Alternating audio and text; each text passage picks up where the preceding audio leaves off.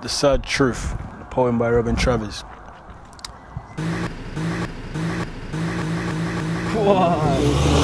Hello everyone at home, sitting down, chilling, enjoying your life, wondering what am I doing in the next minute. Hopefully the next few minutes you're going to be looking at me. My name's Poet. I'm also in Holly Street, never been here before, quite scared. No, I'm joking, it's very nice. We're not too far from London Fields. I'm going to be talking to somebody about a project that they have. They've written a book, they've got a poem. The man, I've known him for many years. His name's Mr. Robyn Travis. How you doing, bro? What's going on, sir? You alright? Alright, before I even ask the questions about you, give us a bit of an introduction into who you are and, yeah, the area itself. Basically, my name is Robyn Travis. Many people know me already. I grew up on the roads and got involved in a lot of bad stuff at a very young age.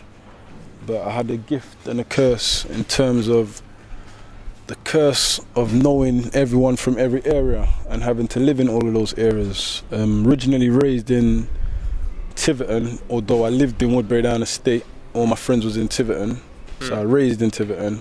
Moved to this area, this beautiful area here, which wasn't that beautiful when I moved around here. Had the old grimy flats when I was about 9, and went straight to London Fields Primary School. And yeah, that's me. What inspired you to share your life experience with the world? So when did you think to yourself, okay, I think it's time for me to share my experiences of Tiverton, of Holly Street, of London Fields, and put it collectively into one book, and now share it with, say, the community in our area, and so on and so forth? Well, first, like what you just said, the last question, you were saying about the talent that we've got in those areas, Tiverton, Fields and Holly Street. There is a lot of talent, first of all, but that talent's not being shared properly. The name of my new release book is called Freedom from the Womb, Prisoner to the Streets, and it'll be out before the end of the year. Freedom from the Womb, Prisoner to the Street is about basically becoming something that you're not along the way, and letting your behaviours and circumstances and situations of the road life change who you are.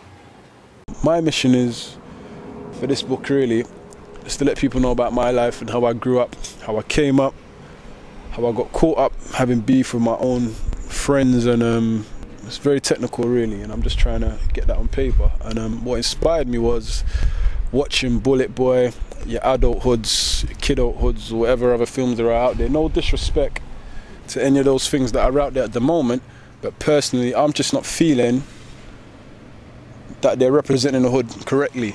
And there's a lot of fiction in their stories. I'm here to like give the real fact, and no one could demonstrate that better than me, especially since I was raised in all those areas, so I've seen everyone grow up. I'm here to give my true account of what's really happened, because Holly Street and London Fields, for those who didn't know, is the first ever post-Cold War, and I'm here to kind of break down how I became one of the main figures in that. Give us a true representation of the hood within your book and how you share it. Within my book, a real young man who grew up with dreams and aspirations of becoming something, who got caught up at Holly Street and Fields.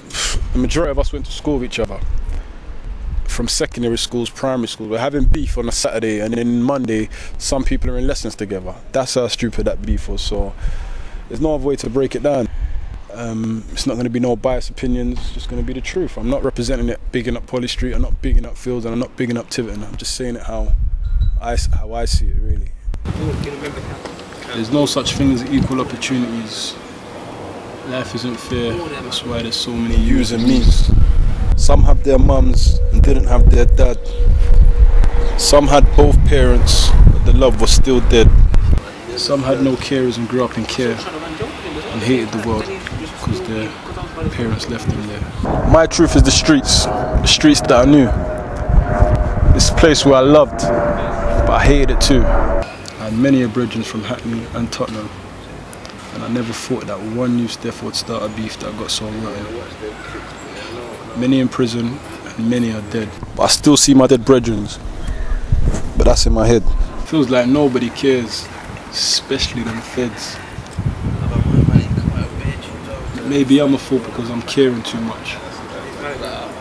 Preach to these youngers who claim to be tough. There's talent on these streets. Trust, these brothers are skilled. When you live for the street, that talent gets killed.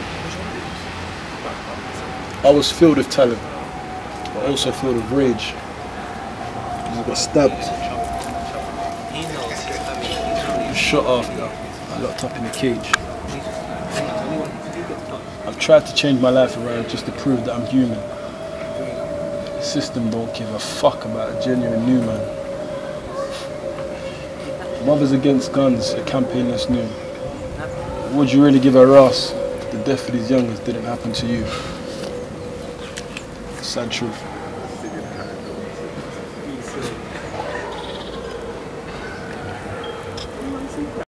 You wrote the book, you also done a poem.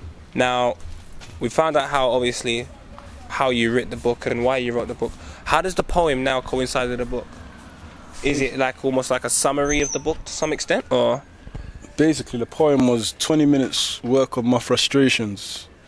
I was at home one day, I wrote the poem because I was thinking about how hard it is to change your life around when you've lived in the streets to the fullest and not get recognised for the change, i.e. being stained like the CRB. They keep talking about it, they're saying that your criminal record needs to be spent for 5 years. For me, that's like an additional sentence. If you're giving someone 5 years and then they're doing another 5 years before they can get a job, so you're more tempted to break the law again. So I was talking about that, a bit of that, and then talking about how the thoughts and the memories of the street, they still live deep in my heart and soul. So as much as I try to block out thoughts, I still see dead friends in my brain, in my memories. And yeah, that's really what the poem was, just a little letting out a little frustration. So it does coincide with the book because it's some of the stuff I'm talking about in the book. So yeah, but I didn't plan it to. It was just a random poem. Just happened naturally. And it came out, you know. It's getting a lot of love, so I just continued it. I sent it to all my Facebook buddies and all my non-Facebook buddies, people who I was once enemies with, people who I thought one day I would actually kill. I sent the poem to them. That's just like my hand of peace, innit? Like, read that. I'm not really involved in the foolishness no more. Not an ego thing, and it's definitely not a fear thing, which all of them know as well. But it's just time to call it a day now, you know. We've got little kids, some of us have got youths, and we've got little kids, as you just heard a few minutes ago, talking about Holly Street and Fields, and they can't go sports day in London Fields because there's Fields boys. A 7-year-old saying that, so it's getting ridiculous now, innit? We shouldn't be falling victim to our society, and that's what it is. Yeah.